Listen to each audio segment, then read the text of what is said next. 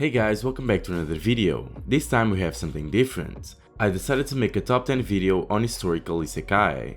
What exactly is a Historical Isekai? Well, most Isekai protagonists go to another world, most of the times a fantasy one, but in Historical Isekais the main characters go back to the past, a long time before they were even born. That's why it's not exactly regression. Either way, I have some amazing works here, so I'm sure you'll find something to read. If this video helps you out, or if you simply want to help, leave a like and don't forget to subscribe if you're a fan of anime, manga or manhwa content. Without further delay, let's get into the top 10.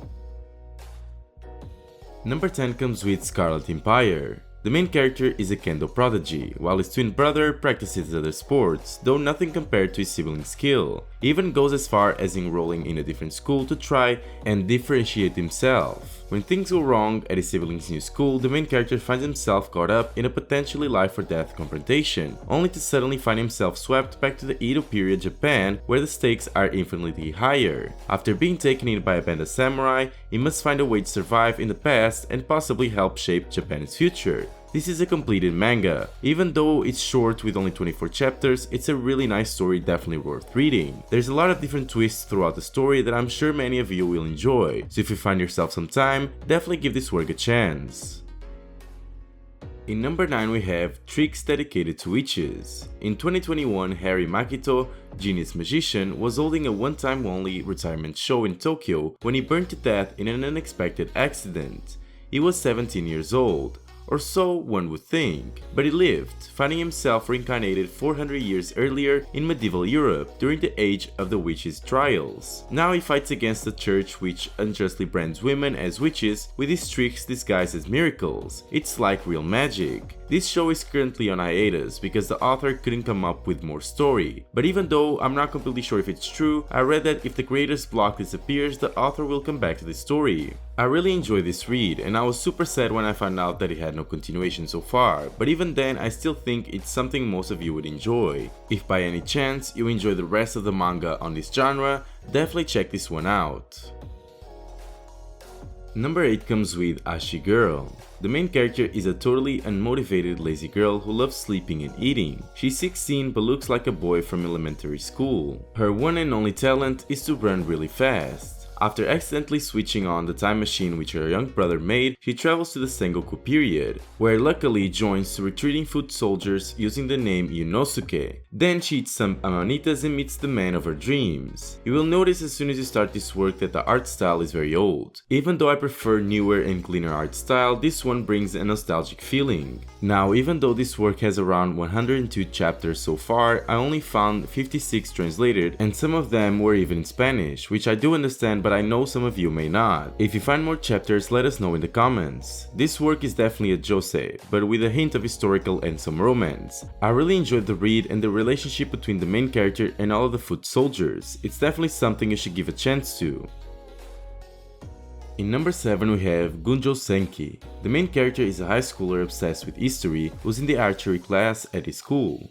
Due to his skill in archery, he sometimes thinks that it's most suited to the Sengoku period of Japan. If he lived then, he imagines he might even have a girl like his clubmate as his wife. One day a mysterious fog covers the school, and the main character gets his chance to experience the Sengoku period firsthand. The entire school is transported to a time period that the main character pinpoints as somewhere between 1576 and 1582, near to Azushi Castle. However, things are not as bright as he might have imagined. Armed men attack the school, brutally murdering teachers and students. Will he and his friends be able to survive this deadly era? Much like the last one, this work has around 177 chapters, but I only found 38 translated. This is a very unique work, because not only the main character gets transported, but so does the whole school including everyone inside. You'll start by noticing from chapter 1 that this manga is very graphic, and I do think because of the type of story it is, it should be like this.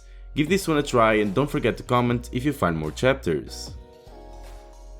Number 6 comes with Sengoku Komachi. One fateful day, a girl time slipped into the Sengoku era. It was an abrupt enough event to be dubbed God's whim done to state hellish boredom. The girl has no power to change the world. She was a very ordinary, common and plain girl that can be found anywhere, and that girl can do no more than a single thing: survive the Sengoku era. That's all. This is a slice of life isekai. I really enjoy this work since it's more focused on kingdom building and the main character's modern knowledge. It focuses a lot on agriculture since the main character was studying that subject in school, but I still felt captivated by the story. There's not much else to say since this is a simple story, so check it out if this piques your interest. In number 5 we have Taiga of Genesis. This is the story of a young man who lacks a sense of reality after being dumped by his lover. He was visiting a seminar on cultural anthropology with his fellow classmates when he discovers an ancient wall painting, which transports him to the past where mammoths dominated the world. This one is even more historical than the others. The main character doesn't go back to the past where there's kingdoms or anything, but to the prehistoric age. It shows the adaptation of the main character to his new environment. I love the main character development in this work. He maintains a clear head and works out the best possible scenario every time. Besides that, the art is really appealing. From animals to the flora, everything is drawn very well, which really sets the mood while you read this amazing story. If I had to recommend only one manga from this list, it would definitely be this one, so give it a try and let me know what you think. Number 4 comes with Sengoku Strays. Kasane is your average kendo-obsessed girl, with a brush with a mysterious sword sends her back in time to the Sengoku era. Stuck in an unfamiliar time and place, Kasane also has the poor luck of winding up right in the middle of the turmoil that surrounded Oda Nobunaga's rise to power.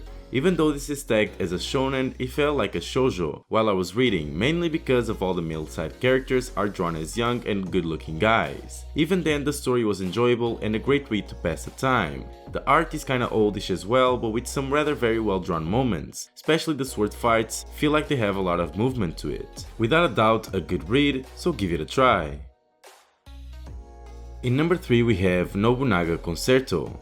History classes have never interested the main character. He never saw the point of learning something that happened in the past, let alone a few hundred years ago. But when he falls off a wall, he travels through a wormhole and ends up in the 16th century ancient Japan. He meets a very young Oda Nobunaga, one of the most influential figures in Japan history, who turns out to be identical in appearance as Saburo. The real Nobunaga, sick of the castle life and wanting to travel, orders Saburo to take his place. Without knowing how to get back to his time, Saburo tries to make sure history isn't rewritten for the famous Oda Nobunaga. This manga really follows the history of Japan to a T, at least what I know of it. I think there's a movie and anime to this work, so you can see how good it is. Without a doubt, one of the best manga I've read of the genre, so give it a try if you want.